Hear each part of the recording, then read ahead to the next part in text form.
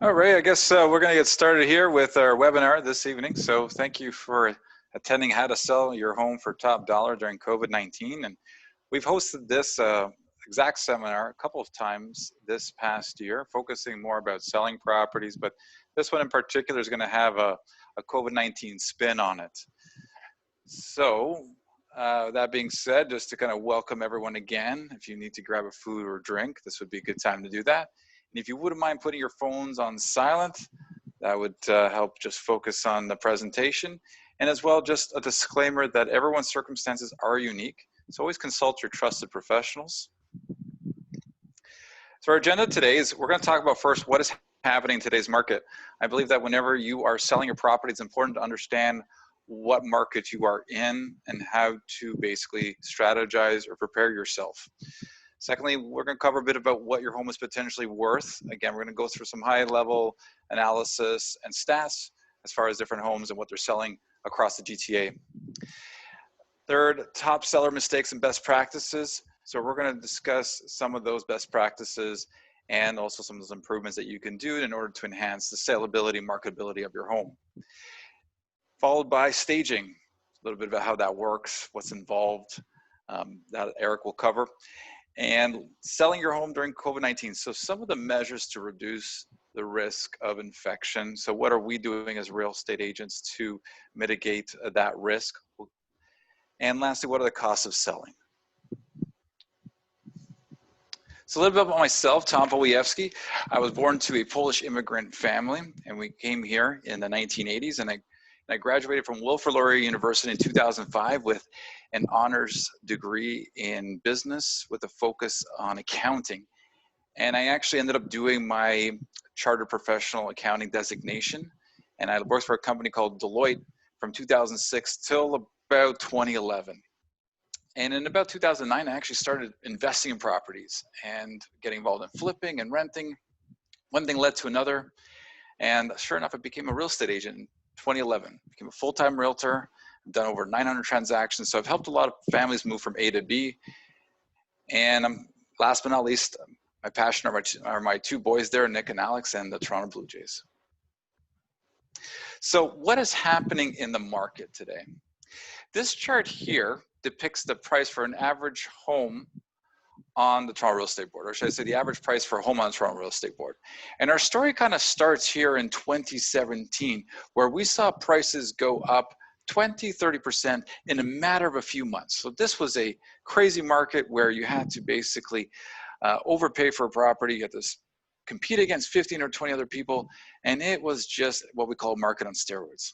Sure enough, the government in April of 17, so that's a green circle here, announced something called the Fair Housing Plan. They were concerned that the market was going to implode, and as a result, implemented certain provisions such as the foreign buyer tax. When that was announced, the prices adjusted down just as fast as they went up. You can see that there. Since about that time frame, we've seen kind of gradual increases in real estate prices, the way it's supposed to be. Now, this green circle to the right kind of shows you what's happened in 2020, which we'll talk a little bit more in detail in the next slides. So up until about March, we had this roaring market similar to 2017, where we saw multiple bids on properties, record prices. Again, very difficult to be a buyer, great to be a seller. You'll see, for example, this property on the right here. We actually sold this property on March the 13th. And you can imagine 27 bids for one property in Mississauga. Just crazy. Sure enough, a week later, COVID-19 came into effect, or should I say social distancing, physical distancing policies, and the stoppage of non-essential services. And that basically kind of halted things to the point that the market slowed down, and it just completely changed the dynamics. So these stats here are April 2020 stats. So this was the first full month of what I call COVID-19. So it's comparing April 2020 versus April 19 of a year ago. And you can see here the slowdown. So in April of 19, we saw about 9,000 sales. In April 2020, we just saw about 3,000 sales. So that was a drop of 67%. You can imagine what that effect had on the market. The demand just fell out completely. The active listings, or the supply of properties, also fell from 18,000 to about 10,500 homes, or 41%. So even though the demand fell, our supply fell as well, and we saw prices just about even, okay?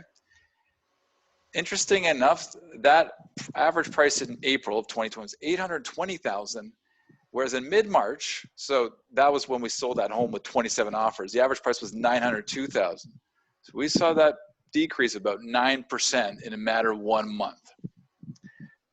Sure enough, 2 months later in June, we saw this resurgence in the market. Look at these stats. So this is comparing June of 2020 versus June of 19. First, let's look at these sales. The sales were about even. 8,800 homes in 19, 8,700 homes in 2020. Pretty much the demand remained the same. Active listings though, so again, the supply of properties fell from 19,600 homes to 14,000 homes. So again, supply is lower. Average price went up by 11%, from 830 last year to 930 this year. And why is that? Because our supply is low and our demand is about even. And you can see to the far left here that even though the price went from 902 down to 863, it shot back up to 930,000. So predictions for 2020. A lot of people ask me, hey Tom, what do you think is going to happen in the future? It's anyone's guess ultimately. And sure enough, different organizations have published different sort of predictions. CMHC, or Canadian Mortgage Housing Corporation, forecasts that prices were going to fall between 9 and 18% in the next 12 months. Royal LePage, so that's our company, their statisticians came up with a forecast that the GTA prices would grow by about 4%. So it seems like we have basically different opinions out there. Personally, our opinion here, based on the demand that we're seeing for property, we think the prices will increase in the near future based on what we see today. However, what I can tell you for sure is in the long run, we do feel that prices in 5 years from now or 10 years from now will be more than they are today, because our immigration, our infrastructure development, the economy is still fairly healthy when you really think about it. There's jobs out there, and interest rates are really, really low right now. So what is your home potentially worth? Now, every home is unique, every neighborhood is unique. So we're just gonna kind of point out some of the key statistics we see out there. So these stats are for average prices during June of 2020. So for example, these are detached homes. If you, for example, live in Oakville and you have a detached home in Oakville, your average sale price is about 1,571,000. If you have a detached home in Mississauga, it's 1,228,000. Again, average price. And if you live in the city of Toronto, again, 1,523,000, just to give you an idea. If you have a semi-detached home, the average semi-detached in, again, let's say Milton, 773,000. Your average semi-detached in Mississauga, 831,000. And Brampton, 750,000. Condo townhomes. So average price, for example, in Burlington is 621,000. In Oakville, 677,000. In Mississauga, 681,000. So again, it's just to give you an idea of what certain homes sell for in certain markets. Condo apartments, interesting enough, what people consider shoe boxes. In downtown Toronto, the average shoe box is selling for 672,000 in the city of Toronto. Meanwhile, in Mississauga, condos are selling roughly about 550,000 on average. In Oakville, 560,000. So again, you can kind of see where you fall. So moving on to top seller mistakes and best practices. So one of the big mistakes people make is hiring your agent based on the lowest commission. So some people, obviously, we all want to net the most we can out of a home, but it also comes down to what price you sell your home for and what services are being offered. So whenever you are meeting with an agent, you understand what are they doing to get your home sold? Are they providing staging, for example? What kind of marketing are they doing? Digital advertising? Are they providing any sort of photography, virtual tours? How good of a negotiating expert they are? How are they organizing appointments? Basically, the service that you're getting, are you paying for what you need And are you getting the service you need to make sure that you're maximizing the sale of your home? Because ultimately, agents are problem solvers. And I think you want to hire someone that's ultimately going to treat your home like if it was their own. So how to hire the right agent? I believe the best way to hire anyone is by asking the right questions. And the trick really is, I find, is asking open-ended questions instead of closed-ended questions. So what the difference is a closed question is something where you reply yes or no to. So are you a good agent? Yes or no. Whereas if you also ask an open-ended question, it'll allow that person to expand on their answer. So for example, how long have you worked in real estate? How do you work? What's your process like? How hands-on are you in the whole picture? How many hours do you work per week? And why that's important, are you part-time or full-time agent? Are you doing other sort of jobs on the side? What are the terms of your contract? For example, the length of the contract, the commission structure. What if you'd like to cancel out of the contract, you're not happy with the services? What does that look like? What is that agent's track record? For example, how many homes do they sell in a given year? What is their average sale price to asking price? So that tells you how good of a negotiating expert they are. And how fast do they sell properties? Again, all these open-ended questions are there to help you understand whether that person's the right fit for you or not. Now, one of the things to keep in mind is that you want to invest in the right items in your home for purposes of sale. So what I'm saying here is that you may want to purchase something for yourself, so that will be good for yourself but not necessarily yield a value. So one of the things that we come across are oftentimes is, will a pool increase the value of my home? Will high-end landscaping increase the value of a home? And generally speaking, they're considered more bonuses for that eventual buyer. So if you're looking to do it for yourself, great, but you won't necessarily get that value on the back end. In fact, I just got a question today from a past client. He says to me, Tom, I'm thinking about getting a steel roof. How much value is that going to increase over just getting a generic asphalt shingle roof? And I told him very bluntly that to many buyers, a roof is a roof, and they will treat it no different, whether it's steel or whether it's asphalt shingles. So if you want it for yourself, if you're planning to live in that home for a long time, then perhaps invest the money. But if you're thinking you're going to get that money on the back end, that may not be the case. Ultimately, though, it does depend on the home and the area. So keep that in mind, that sometimes these certain upgrades will benefit, like a pool in a certain area. However, we find that generally what you want to do is invest in the inside of your home, which we'll talk about in a second. So what are some things you want to renovate for purposes? So what are the right items? One of the biggest ROIs you can get is paint. Paint's inexpensive. However, it has the most bang for your buck. Kitchens, you want to focus on doing the whole kitchen as opposed to just a piece of it. So one of the big mistakes we find is that you don't want to just do the countertop or the handles. You want to do the cupboards. You want to provide basically a turnkey product. Bathrooms. So don't just do the vanity, do the tiles, do the tub, do the paint, do the toilet. You don't want to provide something that is just a segment. You want to provide a turnkey, and that's where you're going to get the value. Even though it's going to be more money and effort, it's going to provide more of a return. Lighting is really important for people.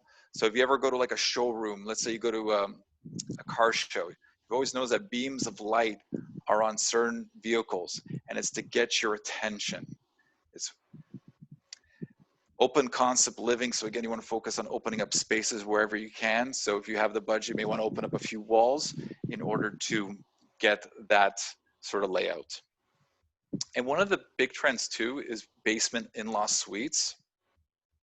So these days, because homes are so expensive, a lot of people want to be able to offset their mortgage by having an in-law suite where they can rent out. So that's one of the trends that we're seeing, even making them legal so that you can get a potential tenant in there to help with the monthly mortgage payments. Keep in mind that picking the right finishes is key. Nothing is worse than selecting certain finishes, doing all this work, only finding out that the buyer does not like it. It's not marketable. So I always say consult your trust professional, bring a realtor in there like ourselves. We'll go in there, we'll take care of the whole selection process for you. So here's some examples. Bathroom, not just a counter. So you'll see here that if we just replace the counter, that wouldn't really add a lot of value to here, even if it was quartz or granite. Whereas the picture on the right side, new tiles, new toilets, new vanity, creates a different impression. Same thing here. You want to stick with neutral tones, something that's very easy on the eyes. Kitchens. Again, you don't want to just change the handles. You want to change everything. You can see the impression this creates.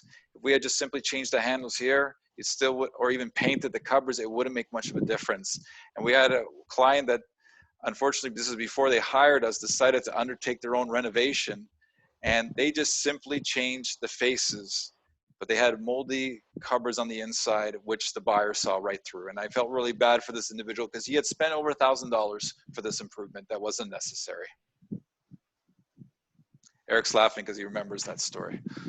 Yeah, and again, just going back to trends, I think that was like an HDTV trend maybe about 5-10 years ago, to just finish the surfaces and leave everything else old. But yeah, buyers will see past that pretty fast. Exactly. And you'll see here, so this is like open concept, right? Make it wow, as the headline reads. You can see the difference when you focus on the left side and the right side, what a difference that makes when you open up that space. This is a picture just depicting the pot lights. You can see how bright this is, how it just basically jumps off the page. Okay, so now talking about pricing. As I mentioned earlier, everyone wants to get the most out of their home, right? I mean, money is really important. But what you want to avoid doing is overpricing your property to the point that it's not attractive to buyers anymore and it starts alienating them. So you'll see here that this is a pretty cool diagram. What happens when you price too high? You only get fewer people. And what you want to do is find that sweet spot where you can find the right amount of mix of buyers that are going to bid on your home, because all you're going to be doing otherwise is scaring people away. And what we have found too is that sometimes you may, the excuse that people make is, well, I can start high and I can always adjust later in case I don't get, the action I'm looking for. However, as those days on the market start to add up, it starts to work against you, and buyers start asking, well, what's wrong with the property? Why is no one buying it? And sometimes you'll end up actually selling it less than you would have otherwise, just because you're fighting away that sort of that mindset or that stigma. And here's a great example. So this home here, as you can see, is really nice. Was listed at $519, and it was on the market for 69 days. That is a long, long time. And they sold it for $490. And we believe that if they had went, let's say, at $499 or even let's say $505, they probably would have sold this faster and potentially for more money. But you can see is as you stay on the market longer, you're going to be more anxious. The seller gets more anxious in accepting a lower offer. So you want to avoid that. Showing mistakes. So the first 2 weeks are critical. And the best example I can give, it's like a new movie release. Because you ever notice that whenever a new movie is released, that's when it makes the most amount of money, within the first 2-3 weeks. And then it starts to kind of get stale and they make less and less. And then a new movie comes on the market and that takes all the attention away. It's the same thing with listing a property. Your first 2 weeks are critical. And in that time frame, it's going to, I wouldn't say make or break you, but it oftentimes determines what happens. And then in that time frame, another property comes on the market and takes the attention away. You want to maximize those first 2-3 weeks.